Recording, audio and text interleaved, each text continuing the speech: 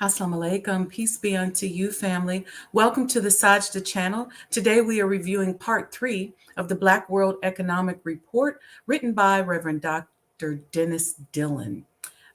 So we'll be right back. We are starting on page 42 of the report. There is links on my social media pages where you can go and purchase this powerful report. And the whole idea behind this is so that we can begin to gather the data that we need so that we can properly build our economy and set our businesses up based on strong economic data and not emotions and pop culture technology. So grab some tea and coffee, whatever your beverage of choice is in the morning, and I'll be right back in a couple of minutes for us to dive right into this report. O Allah, guide me among those whom Thou hast guided aright, and preserve me among those whom Thou hast preserved, and befriend me among those whom Thou hast befriended. Bless me in whatsoever Thou dost grant me, and deliver me from the evil of what Thou hast judged. Surely Thou judges, and none can judge against Thee, and he whom Thou befriendest is not disgraced. Blessed art Thou, O Lord, and exalted be Thee above what they set up besides Thee. I bear witness, nothing deserves to be served besides Thee, and I bear witness that Muhammad is Thy servant and apostle. Amen. I have received so many pleasures, so many very good to look at, whether you own them or not. It's a pleasure just to look at such presents. Why, I have never witnessed so many presents. I think I have to build me a house for presents. This shows what Allah can do for you and me if we believe in Him. There is nothing that we could not accomplish in the name of God. You know what your problem is? You don't have even a worthy goal to strive after. I'm going to give you an assignment today. Here's an assignment. Is there something you want? Do you want something? Something that you want, but you have not been able to get it? Huh? Close your eyes. Do you see it? Whatever it is that you want, first envision it. You got the picture. Do you see it? All right, now the question is, you have to claim what you see. I claim this. I claim it. I believe with all my heart in the name of God that I'll bring what is in my imagination into reality. We're going to bring it back like it never was. I see in the dome the name Allah written in Arabic. But I can't just dream. I got to go to work.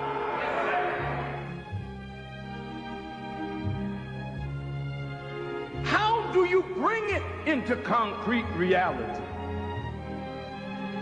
First, without faith, you can't work the vision.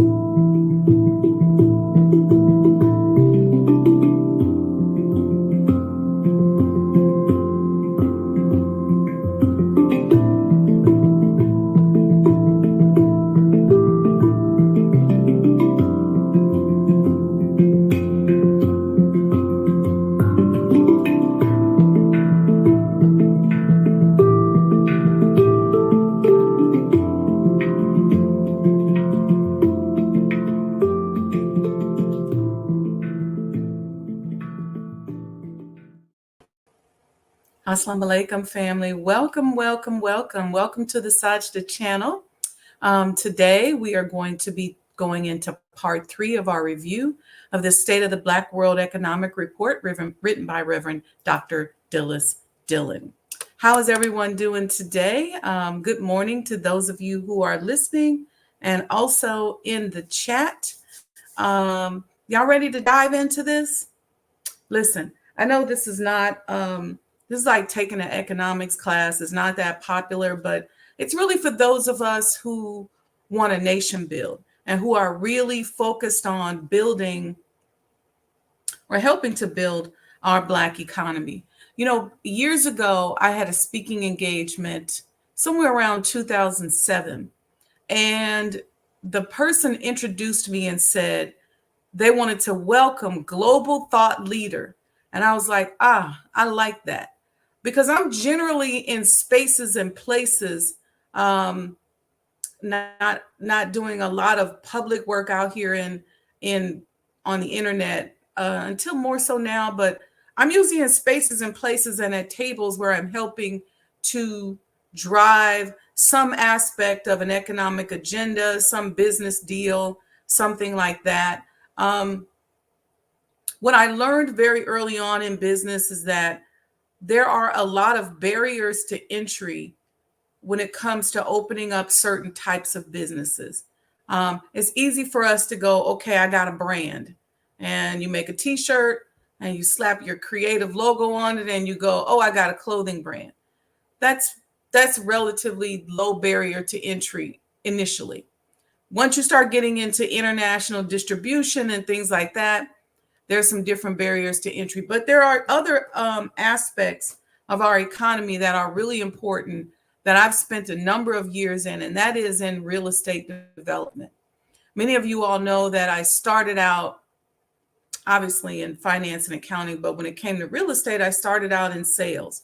And I remember looking at those checks going, this ain't the side that I want to be on.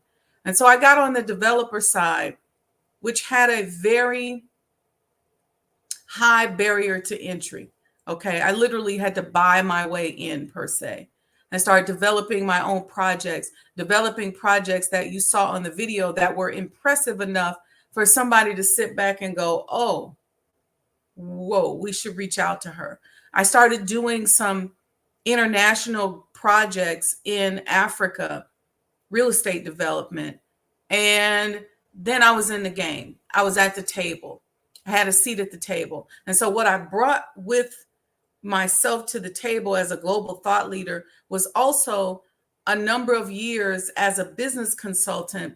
And it's access to information that I am trying to reduce the barriers of entry for us and offer to us, in many cases, free. Okay. So speaking of real estate today, I want to, before we get into the report, I want to share with you a video that will kind of give you an overview of the state of real estate development surrounding Black people. And so you kind of understand gentrification, regentrification, and you'll get a better picture of what's going on now. A lot of people are trying to jump in and address it. But what I really want us to focus on is the building and the development of our own economy. And so it's important that we understand this data, that we understand the actual facts before we go in and just start doing things based on limited knowledge. And it's wonderful and very powerful that there's a lot of people out here working on a lot of stuff. But unless we begin to really understand what happened in history and understand how things work behind the scenes, you got to bring people like me to the table. And there's other subject matter experts out there who are deeply entrenched in the puzzle piece that is corporate America, that can give you the data that you need, so you're not going out just spending money and doing things and thinking that you're moving the culture forward. First of all, we got to define culture. What does that mean?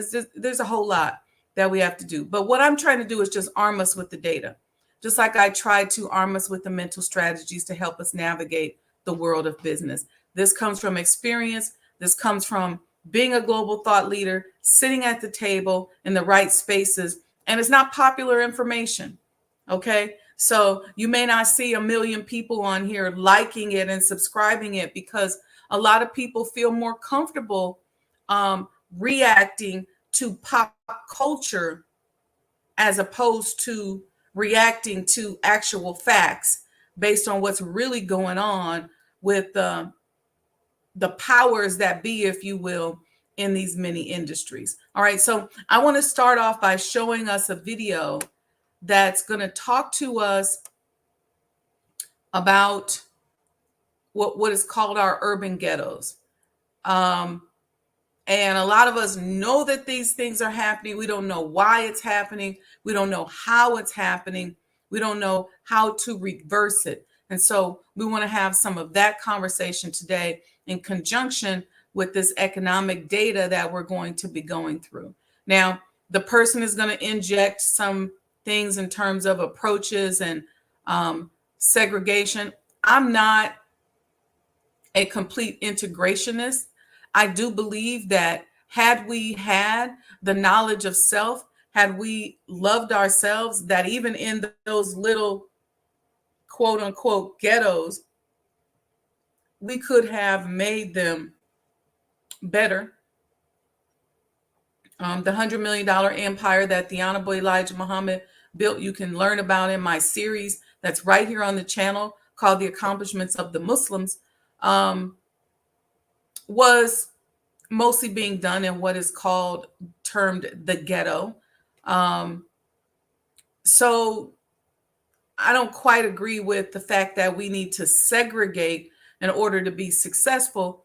But what I want you to take from this is just the data and what happened. So whether you're a segregationist, an integrationist, whatever you think based on the pop culture, political infrastructure that has kind of put us in buckets, I want you to put that down for a minute, okay? And just look at what happened, okay? Let's check this out, 6 minutes, and we'll come back on the other side and continue our review of the report. The story of what housing and other living conditions look like for many Black Americans is pretty bleak, and that's by design. In addition to artists cataloging their very personal experiences, When the landlord dissed us, no heat. Wonder why Christmas missed us. it's been proven that the modern phenomenon of concentrated Black poverty was an intentional government-sponsored institution. This is in part why President Biden issued an executive order back in January, intended to right the historical wrongs Black folks have faced when it comes to housing and home ownership in this country. But first, let's take it back. The dawn of the 20th century, African Americans in major cities lived scattered throughout the city. They weren't segregated particularly. It's only with the Great Migration of 6 to 7 million African Americans north and west escaping the South, the predominant response of the United States government and state and local governments to the Great Migration was to contain Black people in their own neighborhoods. And HUD, the Department of Housing and Urban Development, was particularly a part of this role. With the precursors to HUD, introduced and encouraged racially restrictive covenants, redlining of every major city where African Americans landed. The federal government was a sponsor of urban renewal, infamously called Negro removal by the great James Baldwin. Urban renewal, which means moving Negroes out. It means Negro removal. That is what it means. And the federal government is an accomplice to this fact. That so-called urban renewal also included a federally sponsored interstate highway system, which was intentionally designed to mow through vibrant Black neighborhoods. Take Miami, for example. 2 highways, I-95 and I-395, bulldoze right through the predominantly Black and low-income Overtown neighborhood, previously called Colored Town during segregation. The Department of Housing and Urban Development and the federal government writ large in the first 7 decades of the 20th century invested billions of dollars in racial segregation and concentrated poverty. Each time this country created a peculiar institution that subordinated Black people, slavery, Jim Crow, it created and dismantled it. They replaced it with another one. And the iconic Black ghetto, I don't use that as a pejorative, I use it as a descriptor, was a follow-on institution to slavery and Jim Crow. That's the legacy that every new administration inherits, and the Biden administration has as well. Today, I'm directing the Department of Housing and Urban Affairs and Urban Development to redress the historical racism in federal housing policies. This executive order is just one of 4 signed by President Biden, designed to address racial equity in the United States. And while this progress is a step in the right direction, there's still a lot of harm to undo. Segregation started coming down after the passage of the Fair Housing Act of 1968, which actually only got passed in the wake of Dr. Martin Luther King's assassination. In 1980, 8 out of 10 Black people would have had to move in order to be evenly integrated within metropolitan areas. Half of Black people who live in metropolitan areas still live in neighborhoods of high segregation. So we've had modest improvement, but segregation persists. And economic segregation has spiked since 1970. The so-called American dream is only working for a relatively small slice of the population that can afford to buy their way into what I call gold standard neighborhoods that have the best of everything. And everybody else struggles, and the Black poor struggle the most. So what happens now? Well, some advocates are hopeful. Home applauds this executive order for really focusing on historical patterns of racial segregation and discrimination in housing, while others remain cautiously optimistic. Here's Professor Cashin's suggestion. I don't take credit for this, but I applaud it. There should be an equity analysis. The federal government spends so much money, it should track who's getting it by neighborhood, and it should pursue racial equity in the distribution of resources. There's been a lot of movement at the local level on this. For the example of Baltimore, they did an equity analysis and found that they were spending 4 times as much money in majority white neighborhoods as the majority Black ones.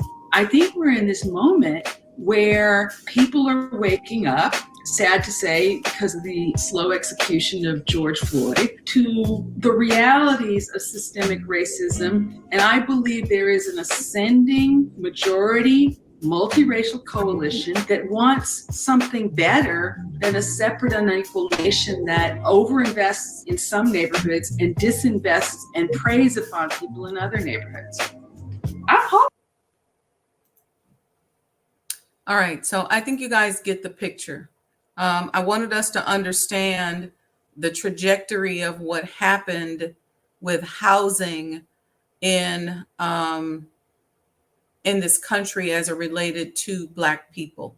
And for most of us, no matter what city you live in, either our parents or grandparents, or sometimes us ourselves, lived in these neighborhoods or along the outskirts of these neighborhoods.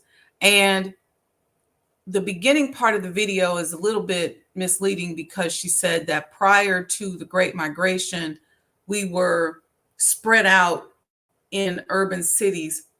For one, there wasn't that many of us. Many of us that were in the urban cities at that time were spread out because we were either living inside of and with or nearby the white people whose houses we were taking care of. So people had housekeepers and they had living quarters in their homes or nearby for those people that helped take care of the house and the children.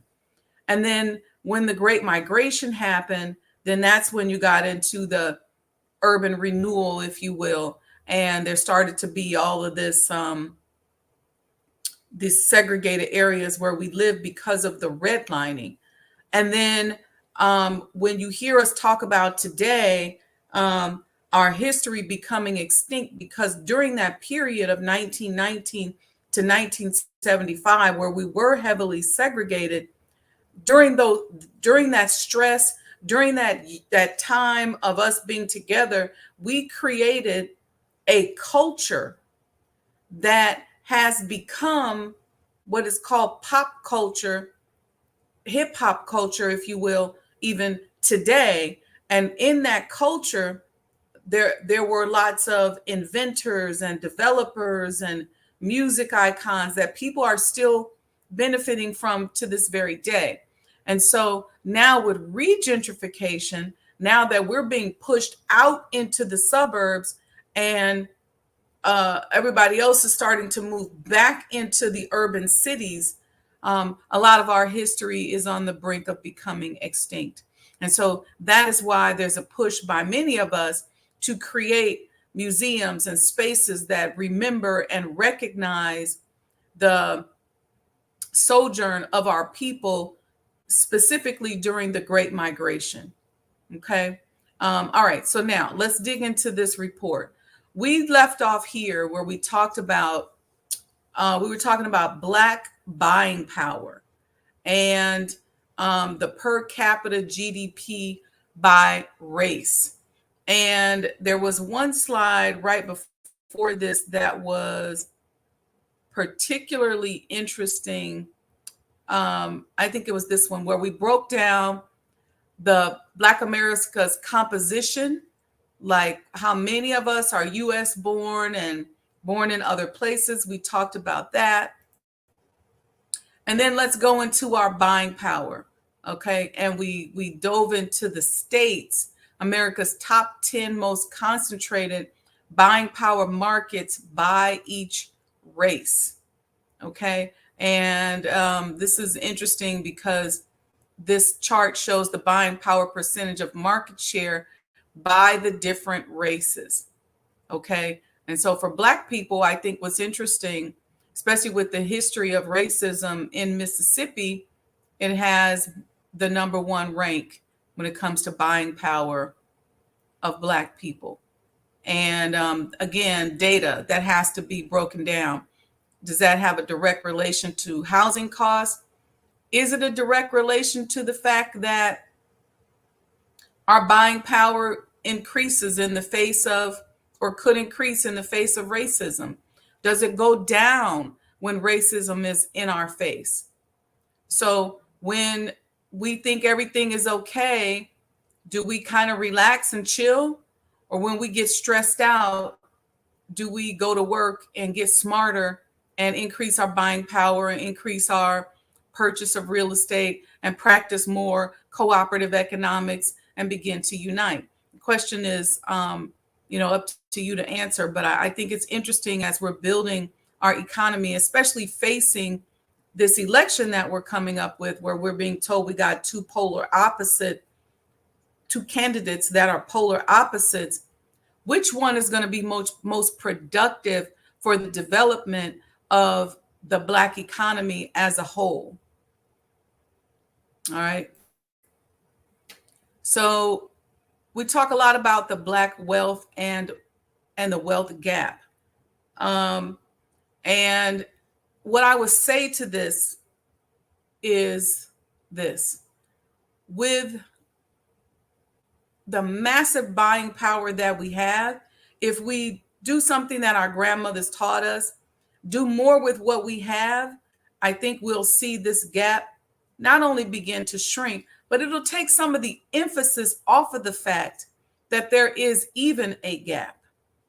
See, we're being focused on there's a gap, there's a gap, there's a gap. Meanwhile, we got $1 trillion in spending. Okay. I was just watching a video where Malcolm X was saying, I think it was 1965 or 1969. That time we had 6 billion. Now we're over $1 trillion.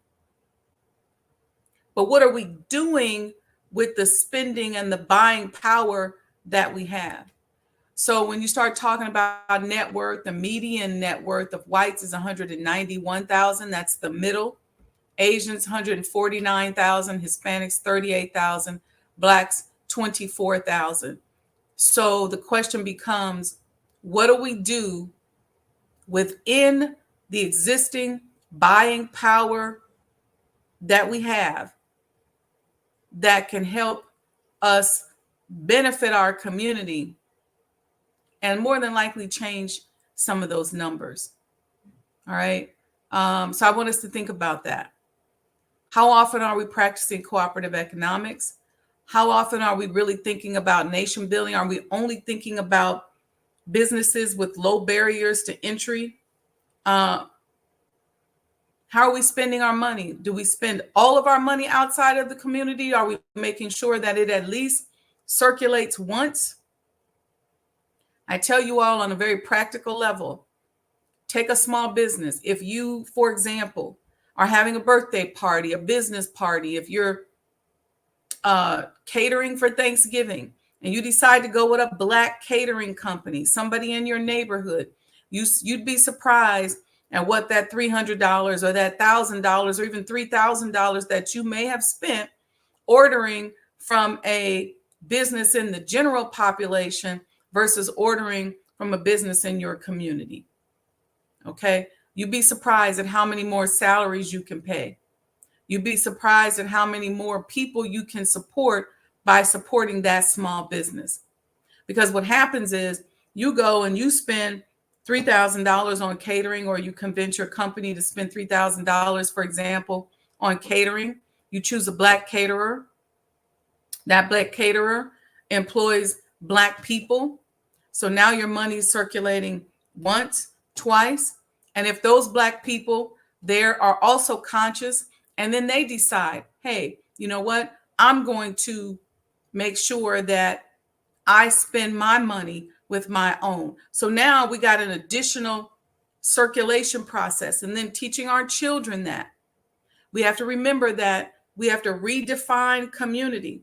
We have our physical communities where some of us do live in communities that are predominantly Black, but then there's the digital community where we are now spread out because people live in the suburbs, people live all over the place, people move around.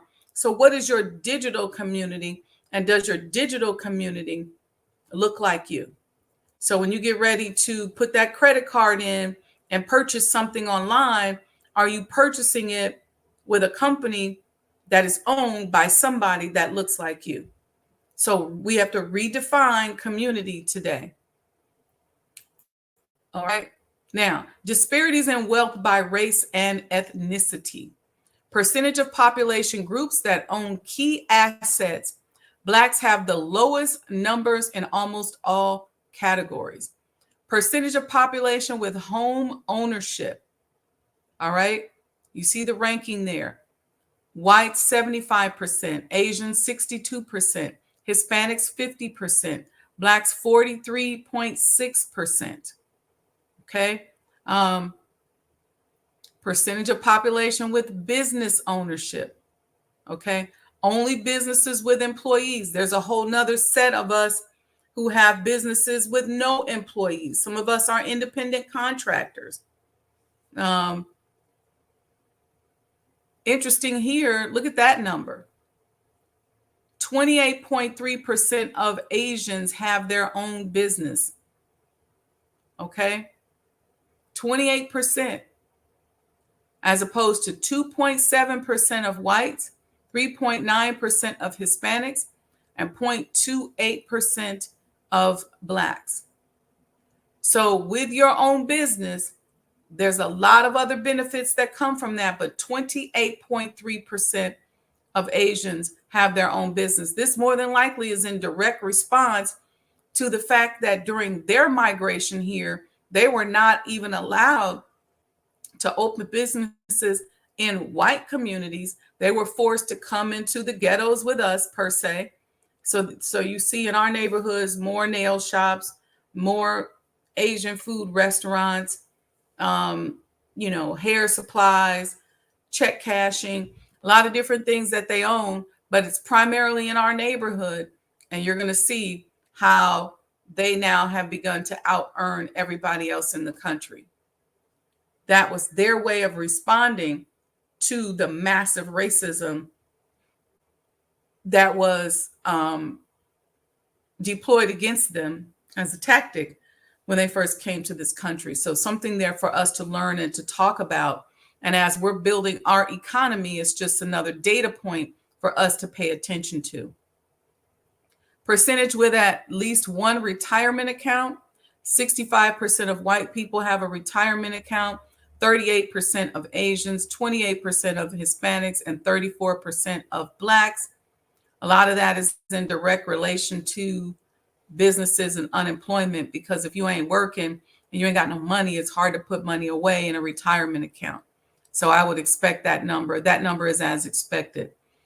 Percentage with equity in stock, mutual funds, etc. Same thing there. Not at all surprising. And median balance in the retirement account. Same thing there. Okay. Let's go to the next slide. I'm going to try to move through this. Closing the huge income gap. The median income for Asians is more than twice that of Blacks. Okay. Here we go. Look at this. Median household income based on race and ethnicity, numbers rounded. Median Asian Americans, 102,000 per year. White Americans, 79,500. Hispanic Americans, 60,000. Black American, around 50,000. So this goes into my conversation that I was just having a couple seconds ago, where I said that the Asian population who was restricted responded with those restrictions by opening up businesses. And there's a form of cooperative economics. And they didn't do a good job at treating us so well either. When they came into our neighborhoods, many cases, I think now you're just now starting to see Black people working in Asian stores. There's a nail shop I went into and there's a Black girl at the counter. But for many, many years, they were forced to do business in our neighborhood. They came into our neighborhood. We shopped with them and they treated us horribly and didn't even hire us. But their focus on cooperative economics and building businesses has now put them in a position where they are out earning every other race in the country. And I wouldn't even go as far as to say that they're more intelligent, their education is any better. I think if you just simply isolate the fact of their focus on cooperative economics and their focus on doing business with one another. I think what's interesting for the future of Asians, because they have now become the custodians of this fake Black culture, this fake hip hop culture, if you will, that is government and industry constructed. They are now the custodians of it. And you see them out here acting out the culture. It'll be interesting to see how that impacts, if at all, their earning power. Because this construct of a culture that people around the world think is Black culture is not our culture. Gangster rap is not our culture. Okay. The violence, this overt sexuality, all this exotic, wild sexual behavior is technically not our culture. This is an orchestrated culture that we've been brainwashed and manipulated into, but it's not ours. Okay. Red flag. For every $1 that whites earn in America, Asian Americans earn $1.28. Hispanic Americans earn 79 cents, and Black Americans earn 62 cents. Okay. Almost a half of Black Americans earn $50,000 or more. Okay.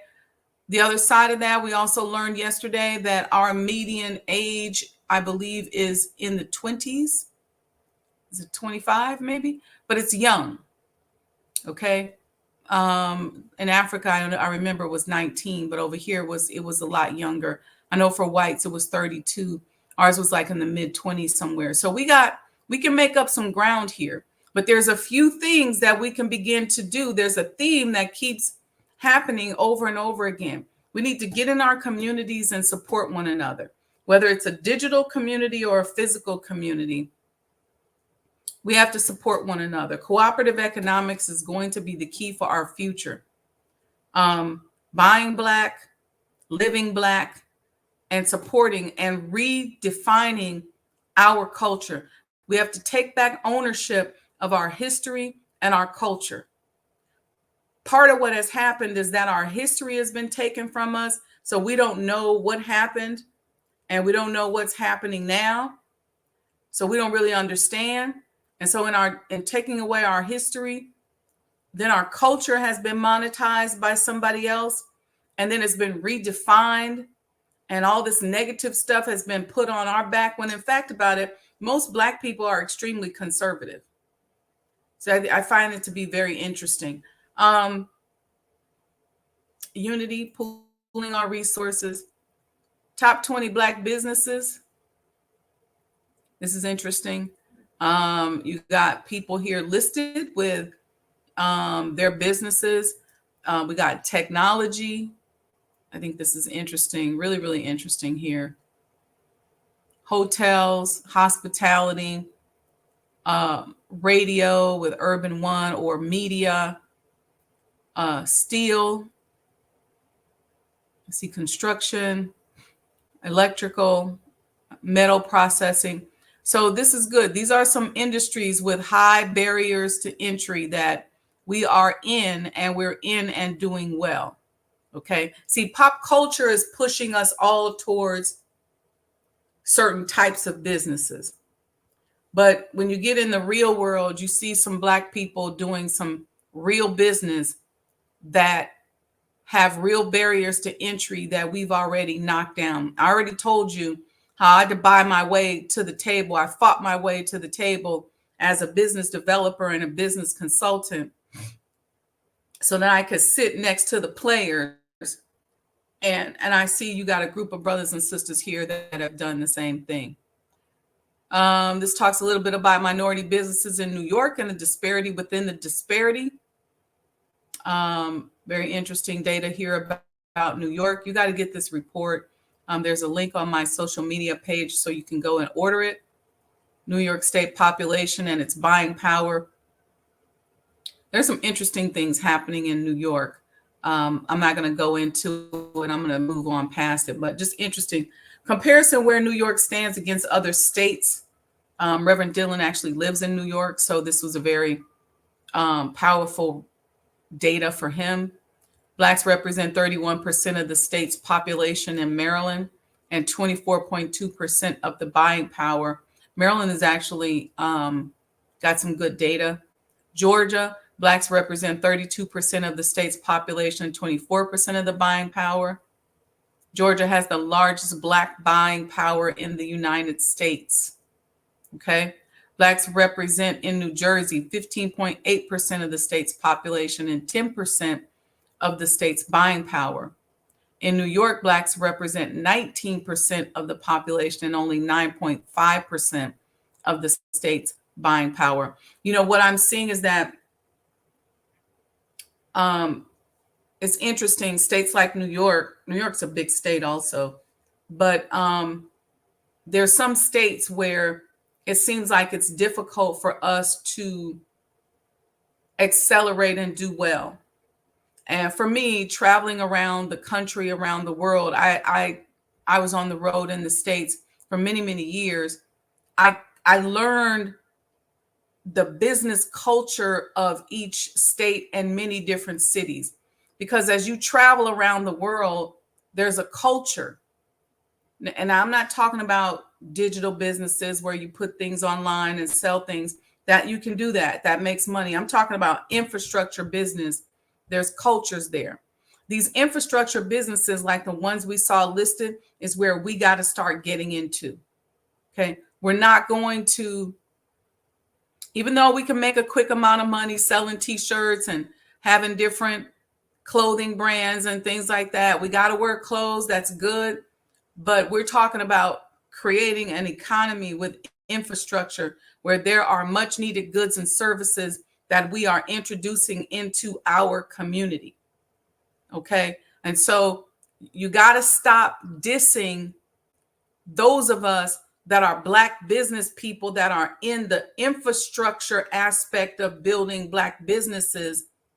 Stop dissing us because you don't see us on social media with the popularity that you may have. It's because the infrastructure building in this country and the infrastructure businesses in this country are not on social media. Newsflash. Okay. It's pop culture connected business. So you want to be careful when you are judging, because you may look at, somebody like me and you say, oh, well, she only got a couple thousand followers, because the majority of the businesses that I deal with all day long and the people that I interact with that are in heavy industry infrastructure businesses are not on social media. And then here's the other side. There's business and trade secrets, okay, that if you're a business consultant, you can't just jump out here and start giving away your clients' trade secrets. So I want us to just kind of understand the way things are working out here before we have something to say. Let's talk about Black mayors that lead America's largest cities. 35 cities with Black mayors, including the nation's 3 largest cities. You got Eric Adams in New York, Karen Bass in Los Angeles, Brandon Johnson in Chicago, Sherelle Parker in Philadelphia, and Eric Johnson in Dallas. And how has this impacted both the pop culture side of business and then infrastructure business? Because there's a lot of benefits that people are getting in infrastructure, in real estate and in certain industries, steel, construction, as a result of getting contracts, because we have these Black mayors, that is oftentimes not reported on social media. So if social media is your world and you judge the state of Black America by what you see on social media, you're missing a big part of the puzzle and a big part of the pie.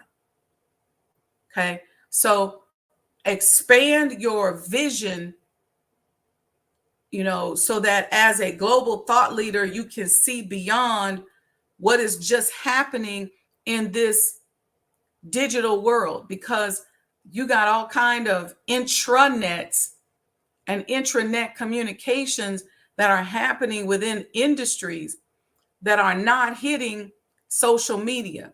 And so they have you thinking that everybody might be living a certain way, when in fact that may not be the case. So I want us to beyond our vision, expand our vision. And how do we do that? Start paying attention to those of us who are in the industry, who are not 100% entrenched in corporate America. And you'll begin to get information that extends and expands beyond that. Because if that's the only thing you're looking at, then you're being manipulated. All right, so we got some other mayors here. They list this out. Some of the wealthiest Black people in the world. Of course, Aliko Dangote, family friend. You got Robert Smith, Abdul Samad Rabiu, David Stewart, Mike Andua. A lot of these are Nigerian. I was blessed to meet and become friends with the family of Aliko Dangote. That's a whole nother story. I'll tell you about that. My adopted Nigerian name is actually Dantata. Okay, top 25 blacks control $103.75 billion in wealth. Top 25 blacks. So, what kind of think tanks? Oh, I'd love to be on this think tank. What kind of think tanks and global thought leading projects can we put together with the top 25 blacks who control this $103.75 billion in wealth? What can we do? There's conversations. There's a lot of things happening. But I think we need a think tank, you guys. We need to talk. I'm happy to be the facilitator. And why do I make the perfect facilitator? I will make a pitch for myself because I'm not just entrenched on the internet and pop culture. I have a pedigree that will stand up against any other consultant that you could find in terms of my background and experience in a number of different industries, sitting at the table with infrastructure level types of businesses. Okay. So that we can have a real conversation on how we're going to build our economy. We have to expand the mindset beyond the digital businesses that pop culture is pushing us through. What about manufacturing plants? What about real estate? What about engineering? What about other industries that are part of nation building that oftentimes get ignored in pop culture on social media? All right. We're talking about the college gap. That's big here. U.S. high school graduation rates. We're at 83% as Black people. Asians are at 92%. Overall in the U.S., the average is 84%. U.S. college graduation rates. There's a big drop off, but Black people at only 23%.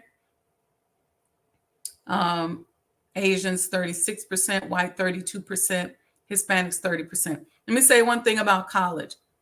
I could say a lot more, but I'm only going to say this one thing. A lot of times we're pushing our children to go to college, and sometimes they're not college material. We're pushing it because that's what we're told we should do. But there are a lot of certificate programs that they could get where they could go in and learn some skill sets that are really valuable. They can become lab technicians. There's a lot of certifications that they could get. There are emergency responders, first responders, EMT techs. There's also IT, like IIT, California Institute of Technology, Illinois Institute of Technology, New York Institute of Technology, where they can go and get cybersecurity certificates and other IT programming certificates that will help them and allow them to contribute to these businesses and these infrastructure businesses that we're setting up. Okay, so talking about college dropout and that kind of stuff. Student loans. Part of the problem is because as a global network of Black people and of businesses, we are not interning our students early enough in these infrastructure businesses. You got companies that are major that could handle interns. We may not be interning enough of them so that by the time they graduate from college, they can go and work in a certain place. When I graduated from college and we were interviewing, most of the white guys that I was competing against in the finance and accounting world, they already knew where they were going to work. And I was still fighting my way, not just to get a job, because back then the big thing was to offer new business graduates these management trainee programs. I didn't want that. I wanted a job in public accounting. I wanted to be able to sit at the table and have the same career trajectory as these white guys that I was graduating in finance and accounting with. So I had to fight my way into that.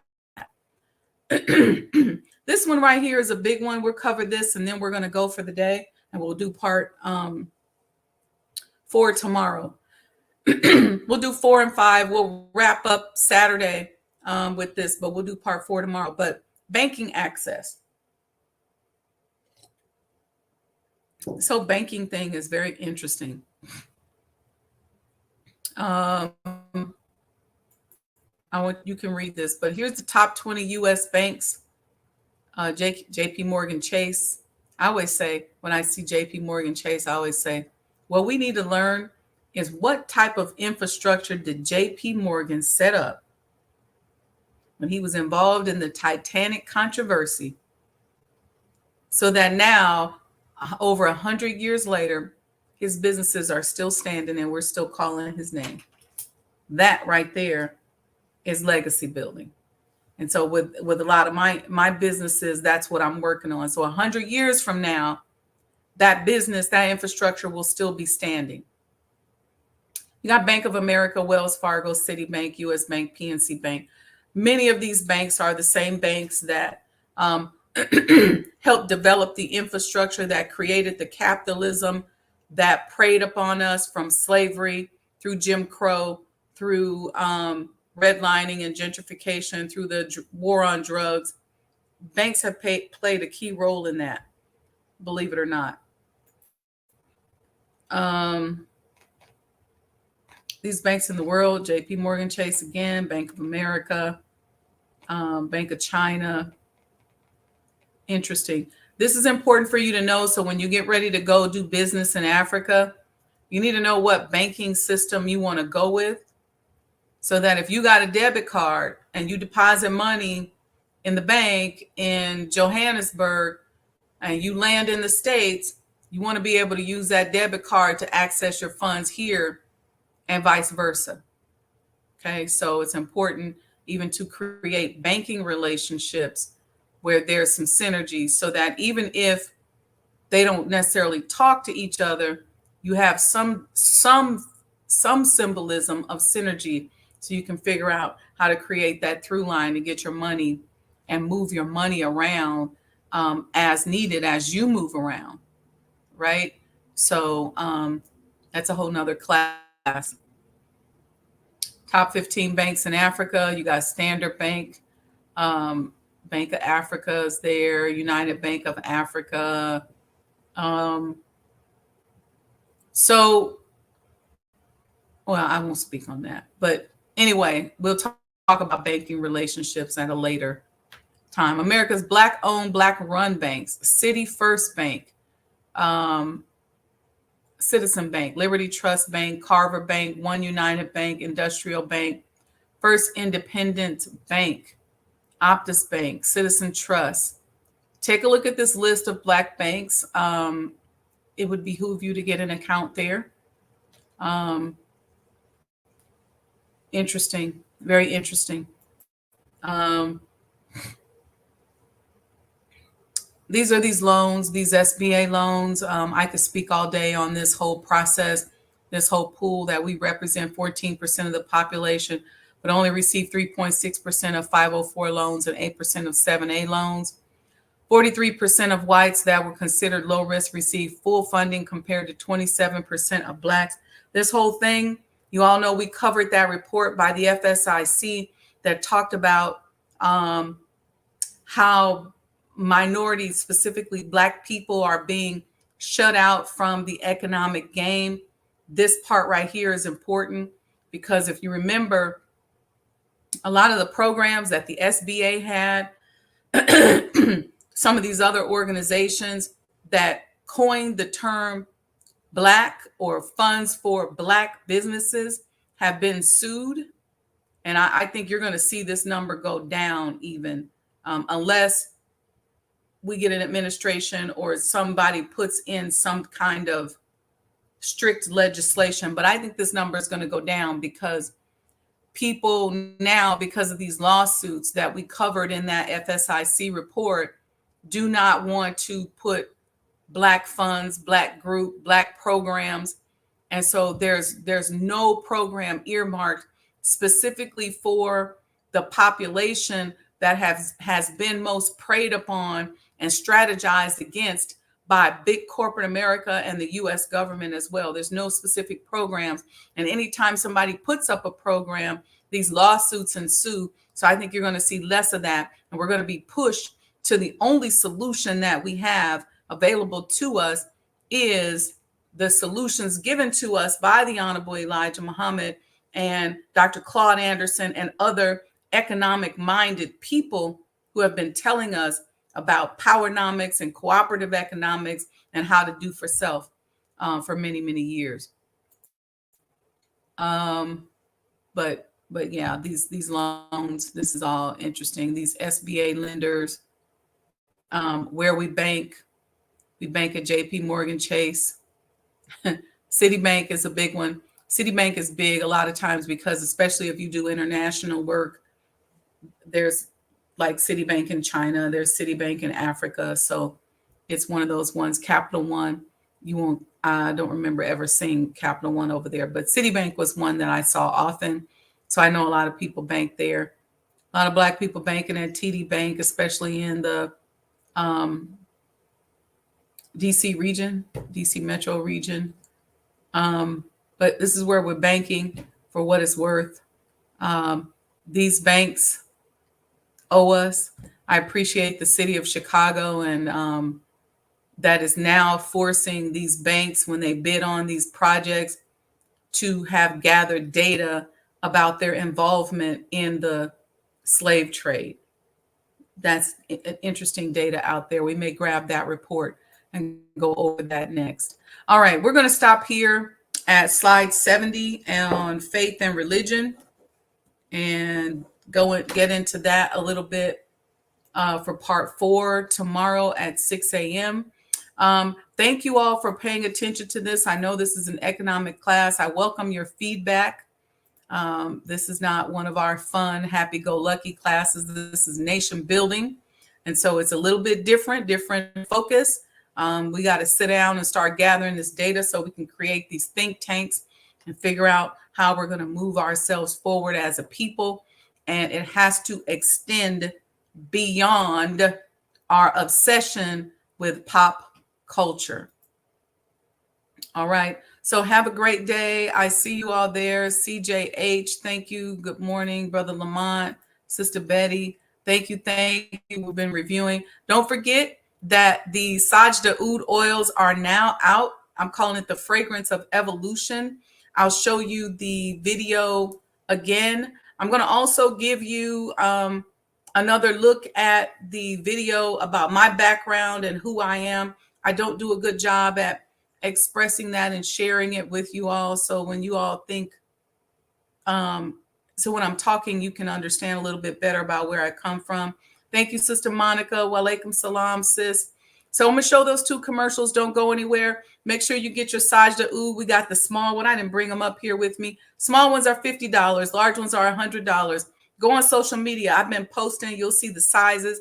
You get a free crystal decanter when you purchase it, and it smells so good. It's going to mix with your own personal pheromone. I can't even say that word. Pheromones. And create a scent that is unique to you. All right. Okay, family. Love you all. See you all tomorrow, 6 a.m. Central Time, and we'll close out our series on this report. All right. Peace and blessings.